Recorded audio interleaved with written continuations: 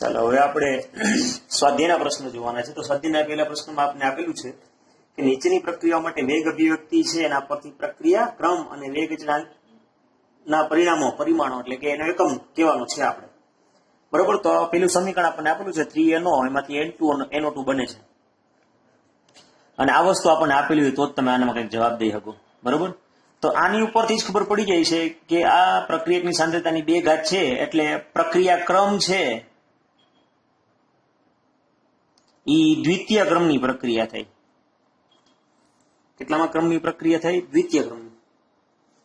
બરોબર. અને દ્વિતીય ક્રમની પ્રક્રિયા માટે આપણે હવે વેગ અચળાંક છે કેનો એકમ લખવાનો થાય. તો કેનો એકમ તમને ખબર જ છે.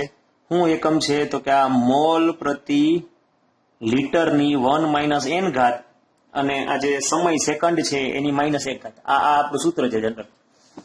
તો દ્વિતીય ક્રમની પ્રક્રિયા છે એટલે n બરાબર શું થઈ ગયું? 2. એટલે શું થઈ ગયું? આ મોલ પ્રતિ લીટરની 1 - 2 ઘાત અને આ સેકન્ડ ઇનવર્સ. હવે 1 - 2 કરો એટલે -1 થઈ ગયું. એટલે એકમ થઈ ગયો આ મોલ પ્રતિ લીટરની -1 ઘાત અને સેકન્ડ ઇનવર્સ.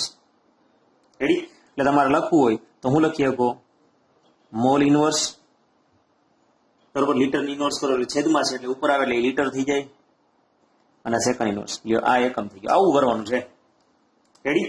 હવે આપણને 4 આપ્યા છે. હજી હું 1 લખી દઉં અને બાકીના 2 તમારે તે ટ્રાય કરજો.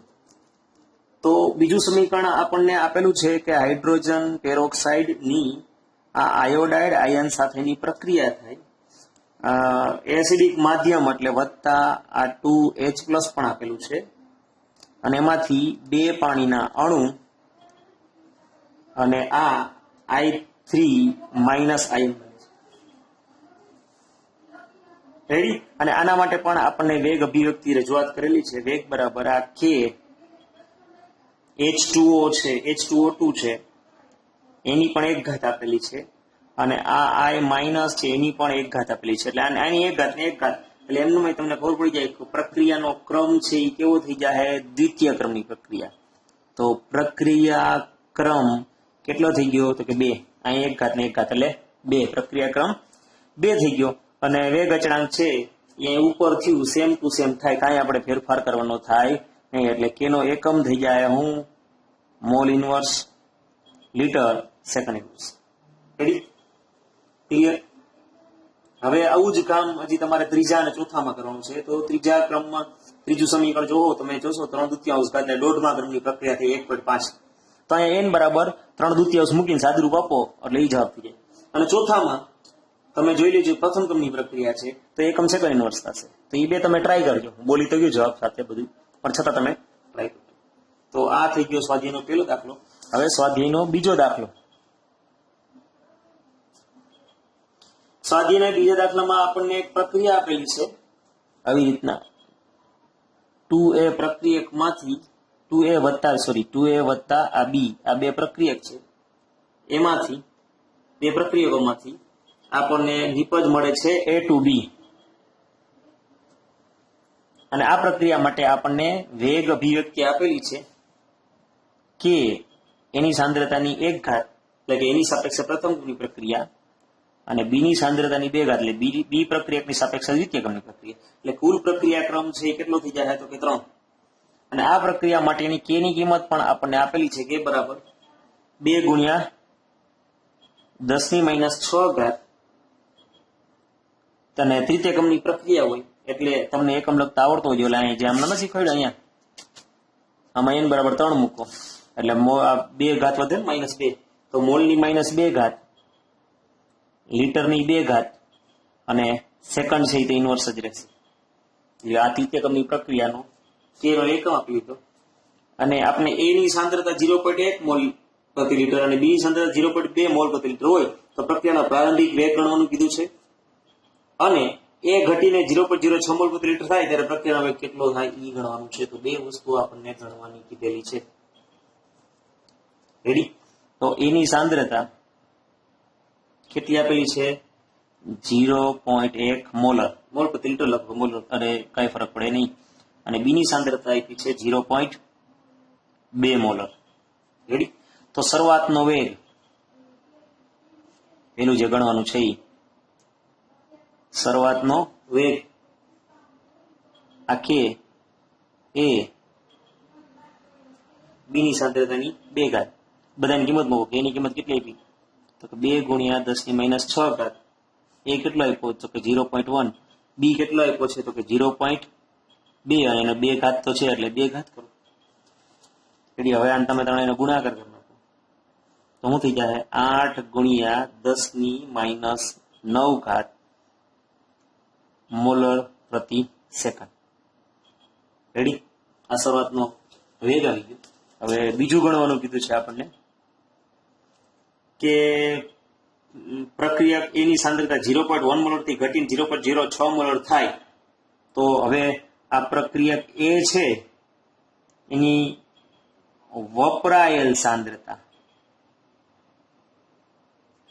શું થાય તો કે 0.1 છે અને -0.06 તો કેટલી વપરાણી કહેવાય તો કે સોરી 0.2 છે એની શરૂઆતની સાંદ્રતા 0.2 અને એમાંથી છેલ્લે 0.06 વધે છે તો કેટલી વપરાઈ ગઈ કહેવાય તો કે 0.04 મોલર જેટલી વપરાઈ ગઈ અને સેમ એવી જ રીતના પ્રક્રિયક બી ની સાંદ્રતા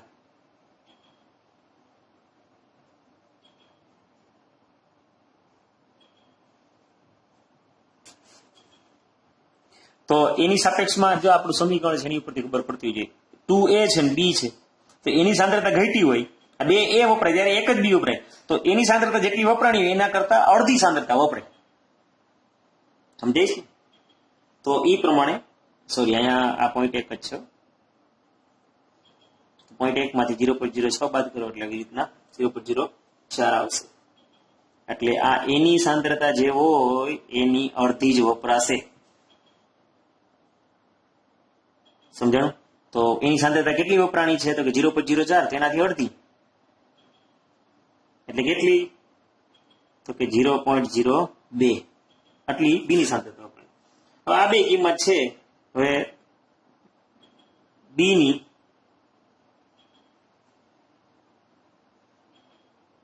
બાકી રહેલ સાંદ્રતા તો બાકી રહેલ સાંદ્રતા તો બી ની પેલા કેટલી હતી 0.2 અને વપરાણી કેટલી તો કે 0.02 આ 0.2 માઇનસ 0.02 તો બી ની કેટલી બાકી વધી તો કે 0.18 મોલર એમ એની બાકી રહેલી બરોબર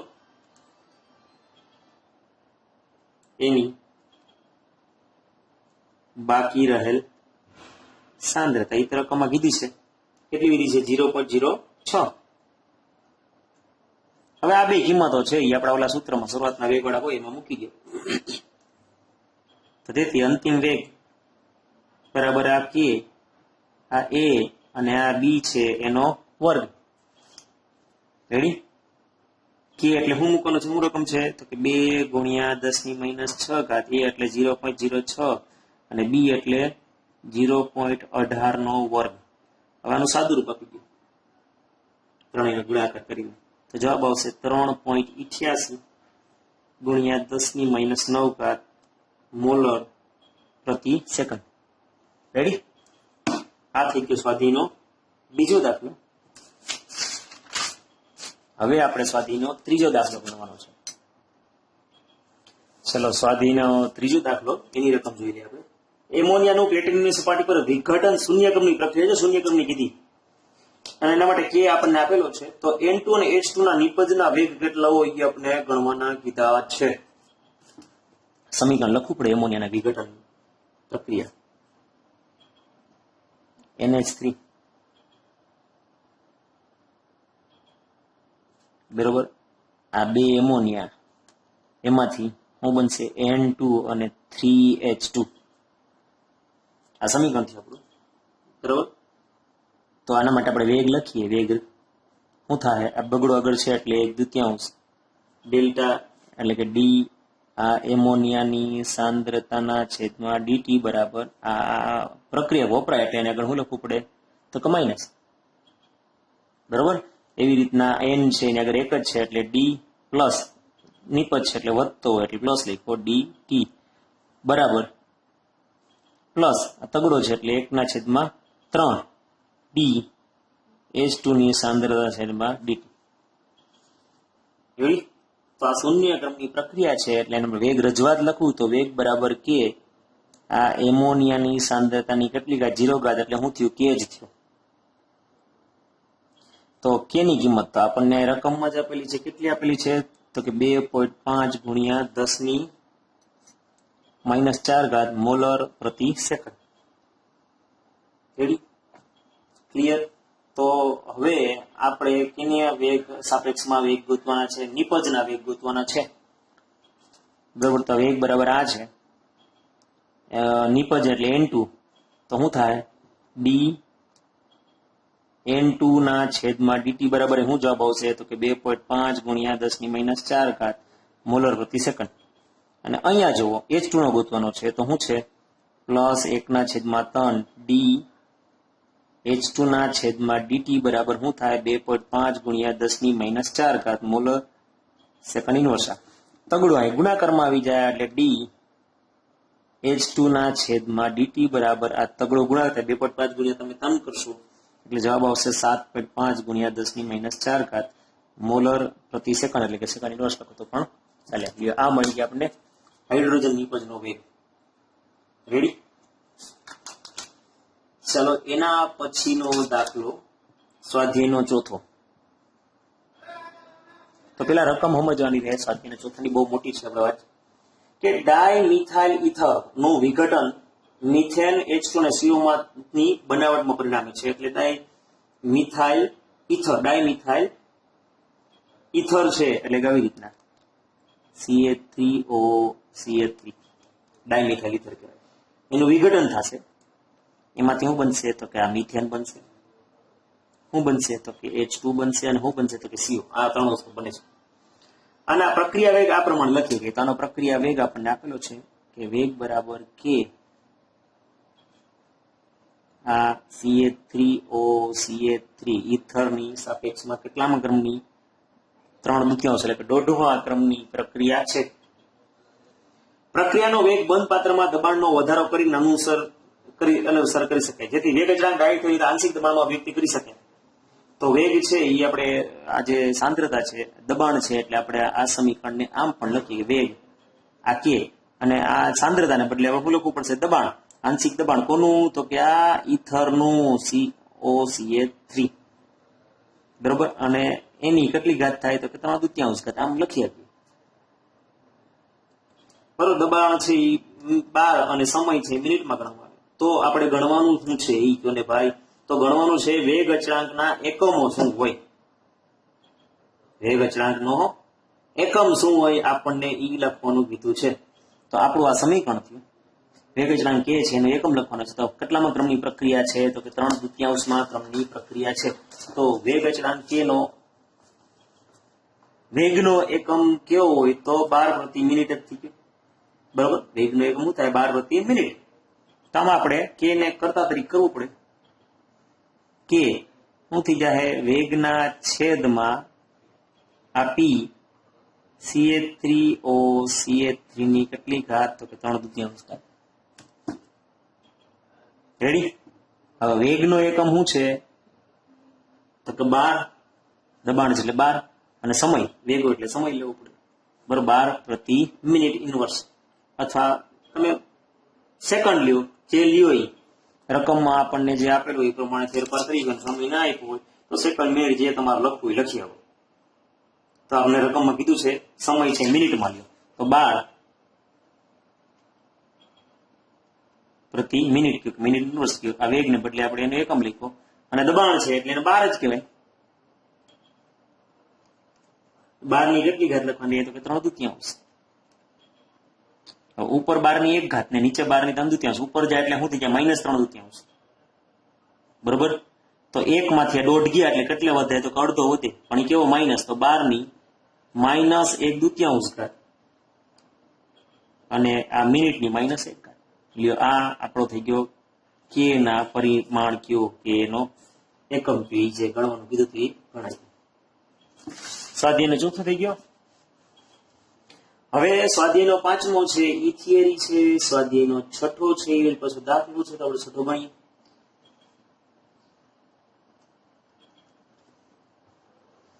એક પ્રક્રિયકના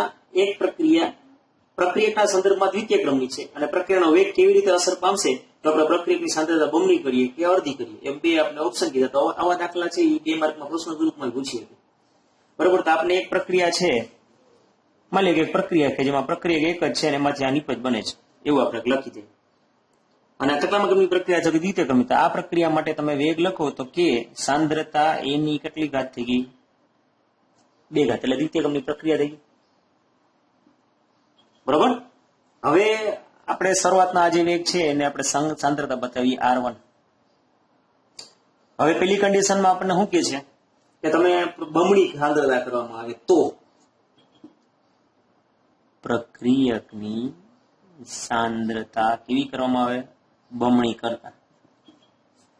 તો આપણો જે વેગ હોય એને આપણે r2 કહી દઈએ બરોબર. આ k એની જગ્યાએ શું મૂકવાનું રહે 2a. હું કામ તો કે ડબલ સાંદ્રતા કરવાની કીધી તો 2 નો વર્ગ થઈ જાય એટલે શું થઈ જાય 4.